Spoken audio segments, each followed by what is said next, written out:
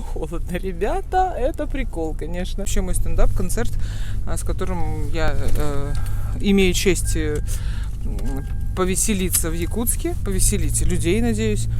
Вот, называется «Я худею».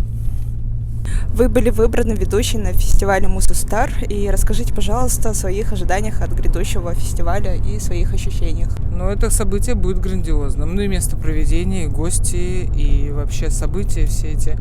Мне кажется, что это будет что-то грандиозное и еще больше волнительно мне становится. Почему-то? Зачем мне сейчас спросили? Опять что переживаю. Ведущие — это люди, которые доносят информацию, доносят ее своими, во-первых, словами, во-вторых, с хорошим настроением. Да? Я считаю, что вот это моя будет основная задача. Тем более я так рада быть в Якутске, если честно. Напомню, сейчас этого не видно, может быть.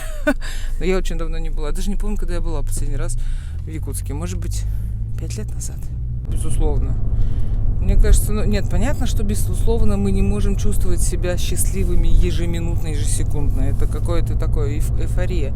У меня такое случается после концерта, например. Вот удачно прошел концерт, приходит такое расслабление, когда ты в гримерку заходишь, снимаешь туфли и понимаешь, ух ты, класс, удалось. И вот здесь тоже был такой прям...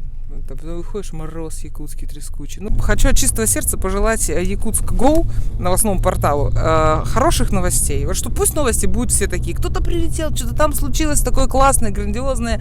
Все рады собрались, отметили, увидели, посмотрели, воодушевились на какие-то новые подвиги, чтобы новости были хорошие. Вот, потом побольше вам хороших новостей. Якутск Go. Ну что, дорогие мои, я надеюсь, что мы завтра встретимся и проведем незабываемый вечер.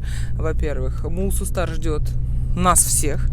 И я считаю, что с такими фестивалями мы идем вперед 7-мильными шагами. Поэтому Якутия вперед!